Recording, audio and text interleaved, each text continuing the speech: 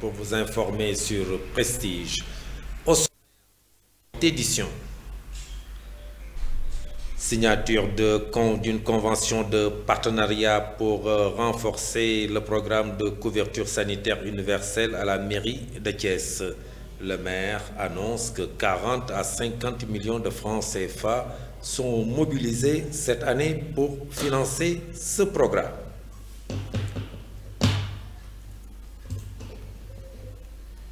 Lancement du vaccin hexavalent à Thiès au Sénégal marque une étape importante dans la lutte contre 6 maladies infantiles graves. Ce vaccin simplifie le calendrier vaccinal et renforce l'immunité des enfants. Et puis, le Sénégal a abrité du 1er au 3 juillet à Mbour les toutes premières assises régionales de la jeunesse de la communauté des États de l'Afrique de l'Ouest. L'événement est placé sous le thème « Engager la CEDEAO pour une nouvelle vision de la jeunesse ». La page de l'actualité internationale mettra fin à ce journal. Dans un court instant, le développement.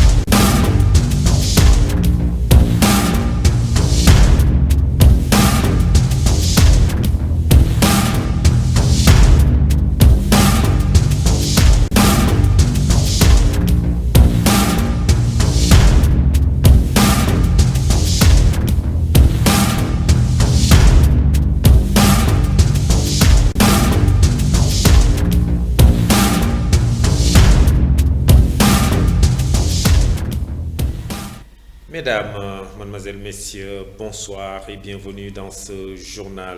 Le maire de la ville de Thiès, Dr Babacar Diop, a procédé à la signature d'une convention de partenariat ce mercredi 2 juillet 2025 pour renforcer le programme de couverture sanitaire universelle.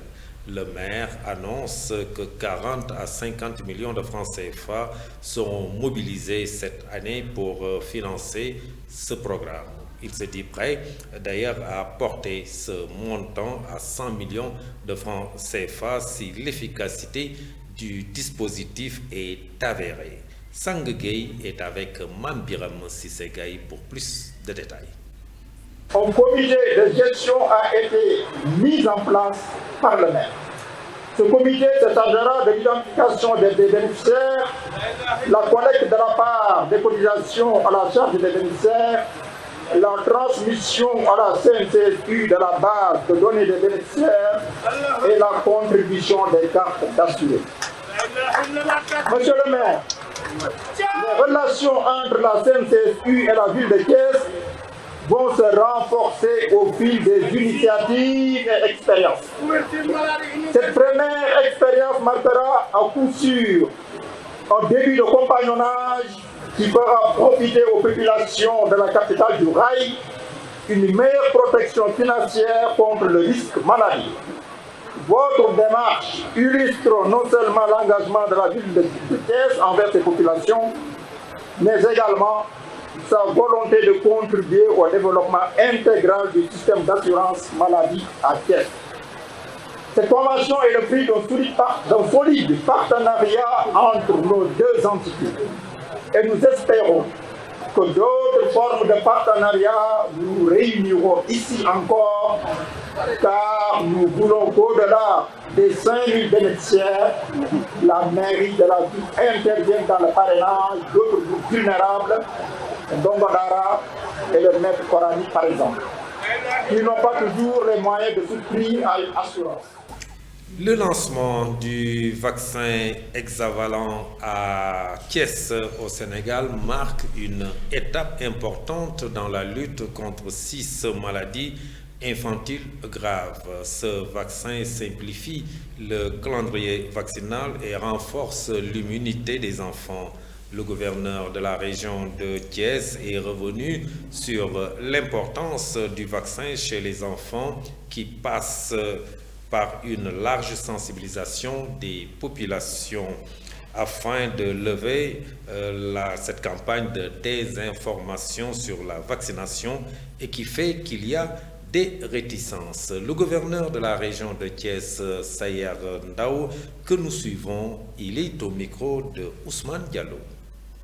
Voilà, donc mes impressions, c'est uniquement de la satisfaction. On est venu lancer le programme de vaccination avec cette fois-ci la nouveauté qu'on a inclus, c'est l'hexavalent, à la place du pentavalent qu'on avait l'habitude de voir. Cette fois-ci, l'avantage, c'est qu'on regroupe davantage. On augmente le nombre de maladies à protéger. Ça devient maintenant 6. L'avantage, c'est qu'il y a un gain de coût qu'il faut voir dans ça. Parce qu'au moment où on faisait 2 injections, on utilisait chaque fois 2 seringues. Chaque fois, tout était multiplié par 2. Maintenant, avec l'hexavalent, on fait une économie d'échelle, premièrement. Deuxièmement, l'enfant est moins vacciné et ça fait moins de douleur pour l'enfant. Parce que quand on a des réticences en matière de vaccination, c'est parce qu'il y a une mauvaise information qui circule. Notre rôle, c'est nous tous, en tant que décideurs, autorités locales, autorités administratives, autorités sanitaires et les associations communautaires, lutter contre cette désinformation et faire comprendre réellement que la campagne de vaccination n'est là que pour protéger l'enfant, pour mettre l'enfant dans des conditions de croissance idéales et que cette information qui circule souvent, qui fait qu'il y ait des réticences, nous devons la combattre à tous les niveaux, mais par tous les moyens. Et c'est un combat qui va englober tout le monde, c'est un combat qui va concerner toute la population, que ce soit les familles, les personnels de santé, mais aussi toutes les autorités, pour qu'ils comprennent effectivement l'intérêt de la vaccination, que l'enfant n'est protégé qu'à partir d'une vaccination. Maintenant, il y a toujours une désinformation. Et ceux qui font cette désinformation, nous devons les combattre par tous les moyens. Par tous les moyens. D'abord par la même stratégie de communication qu'ils utilisent, mais aussi être très répressif par rapport à cette désinformation qui nuit à la santé de nos enfants. Et je vous le disais tout de suite dans le sommaire, le Sénégal a abrité du 1er au 3 juillet 2025 à Mbour les toutes premières assises régionales de la jeunesse de la communauté des États de l'Afrique de l'Ouest. L'événement placé sous le thème « Engager la CEDEAO pour une nouvelle vision de la jeunesse » offre une tribune d'expression aux jeunes de la région ouest africaine. Professeur Fatou Sow Sarr est commissaire au développement humain et aux affaires sociales de la CEDEAO. Je vous propose de la suivre. Elle est au micro de Oulimata Fall. Cette rencontre est initiée par mon département qui a, dès 2022, qui a senti la nécessité de décliner une nouvelle politique de la jeunesse de la CEDEAO, une politique de rupture et qui va s'inscrire dans la vision 2050 de la CEDEAO et définir les nouvelles perspectives, les programmes. Et ça a commencé donc il y a 2 ans avec des ateliers au niveau des pays, de quelques pays. Et là, nous sommes au niveau de l'atelier régional. Et ce qui va en sortir nous aidera à bâtir le programme de la CEDEAO pour les années à venir, mais en partant des préoccupations des jeunes à la base. Nous sommes allés les chercher dans les différents endroits, dans les différentes localités. Et grâce au think tank IPAR, qui a été le maître d'œuvre pour nous permettre de réaliser ce travail, et la direction de la jeunesse de la CEDEAO. Donc nous sommes là à une phase finale qui va nous permettre en 2026 de déposer un document de politique globale axé sur le futur avec les nouvelles préoccupations.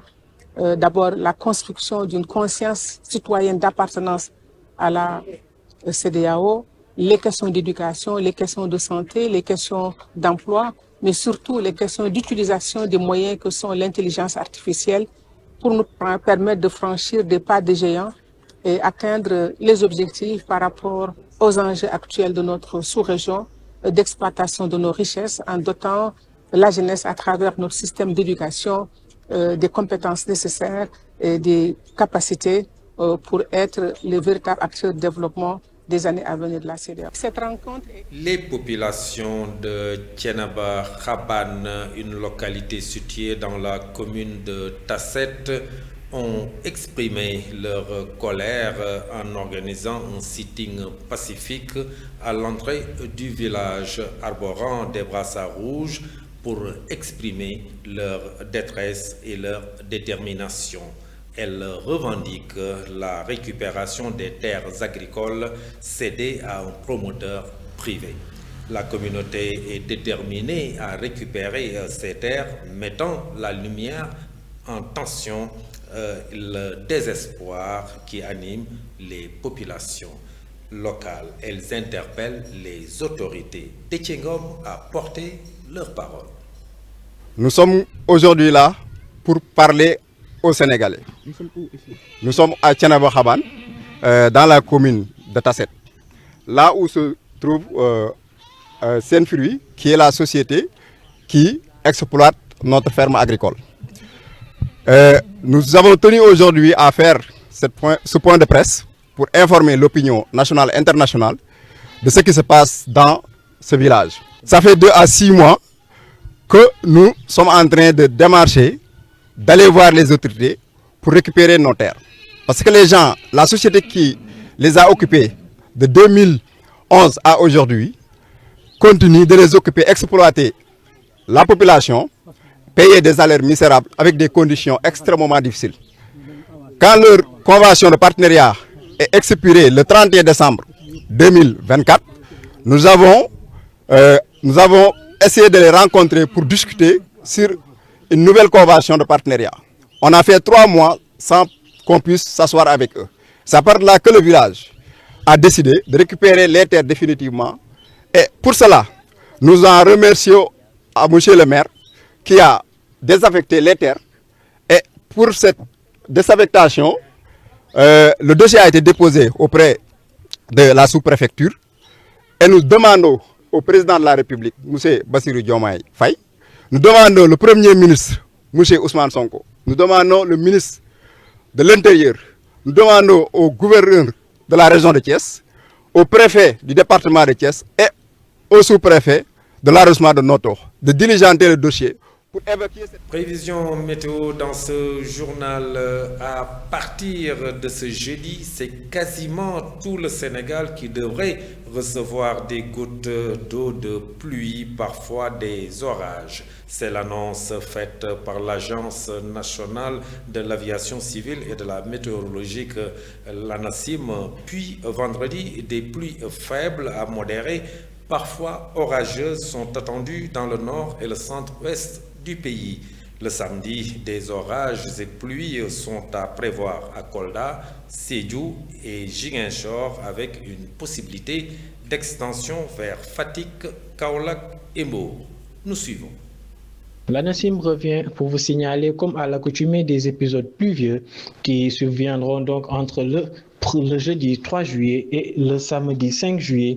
Donc des épisodes de pluie qui intéresseraient pratiquement l'ensemble du territoire sénégalais, pour ne pas dire tout le pays. Il faut savoir que ces pluies commenceront donc sur les localités du sud et de l'est au courant donc de la journée du jeudi, et des pluies qui seront beaucoup plus fortes sur ces localités donc précitées, donc de Ziguinchor jusqu'à Kédougou, passant par Kolda et Sédhiou, et sur les localités est, Matam, Bakel et Tambacounda, touchant légèrement le centre-sud du pays, Kaffrine, Kaolack, Fatick et Nioro. Sur le reste des localités, donc il faut savoir que vers Diourbel, on notera quand même des chances de pluie moyennes, donc des pluies qui toucheront cette partie du pays et évolueront progressivement vers l'ouest entre le jeudi et le vendredi, avec Dakar, Thiès et Mbour qui seront concernés, avec une intensité des pluies qui va légèrement baisser comparé aux localités situées un peu plus vers le sud du pays. À noter qu'au niveau de la zone de Saint-Louis et Louga, les chances de pluie sont donc faibles. Toutefois, on pourra avoir noté un ciel nuageux et il n'est pas à exclure quelques gouttes qui pourraient y être notées donc entre le jeudi et le vendredi également. Podor et Linguère seront un peu plus exposés avec des gouttes qui sont enregistrées sur la même période.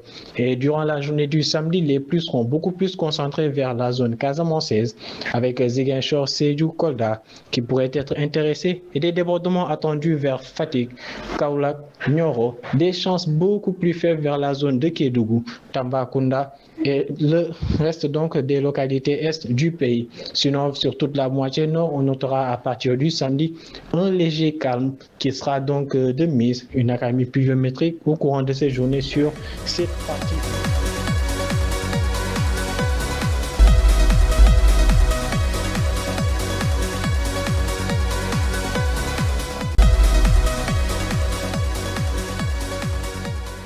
Informations internationales, c'est un rapide survol. Ouli Matafa. Pour ces actualités hors du pays, nous allons démarrer avec cet accord de paix entre la RDC et le Rwanda. Le dernier rapport du groupe d'experts des Nations Unies relance les accusations contre le Rwanda. Publié hier mercredi, il évoque une présence massive de soldats rwandais dans l'est de la RDC entre janvier et mai. Par ailleurs, quelques jours après la signature de l'accord de paix entre la RDC et le Rwanda à Washington, la question du désarmement des FDLR fait déjà débat. L'accord prévoit en effet la neutralisation de ces combattants hutus rwandais présents dans l'est de la RDC ainsi que la levée des mesures défensives dans les 3 mois. Mais Kinshasa et Kigali ne semblent pas être d'accord sur l'ordre dans lequel doit intervenir ces opérations. Kigali a toujours considéré les FDLR fondés par l'ancien responsable du génocide des Tutsis au Rwanda comme une menace et exige du gouvernement congolais qu'il les neutralise. En Guinée, le contenu du projet de nouvelle constitution rendu public par les autorités de transition présenté en début de semaine à la télévision nationale, le projet de nouvelle constitution guinéenne fait apparaître quelques nouveautés comme l'allongement du mandat présidentiel renouvelable une fois de 5 à 7 ans, ainsi que la création d'un Sénat et d'une Cour spéciale de justice de la République chargée de juger le chef de l'État et les ministres pour des faits de haute trahison. Terminons ce tour d'horizon au Tchad. Mercredi 2 juillet 2025, 2 ans de prison ferme ont été requis contre le journaliste Olivier Mononji, directeur du journal Le Pays et correspondant de RFI, et ses 6 co-accusés. 4 sont aux arrêts depuis 4 mois, 2 comparaissent libres et le dernier est absent. Ils sont poursuivis pour intelligence à des agents d'une puissance étrangère, en l'occurrence la Russie. La justice a rejeté les demandes de remise en liberté provisoire avant d'examiner le fond de l'affaire. Et voilà, ça n'est tout pour la page internationale. Merci beaucoup, Oulimata Fall, pour ces informations internationales qui bouclent ce journal. Merci de l'avoir suivi. Passez une excellente fin de soirée. Au revoir.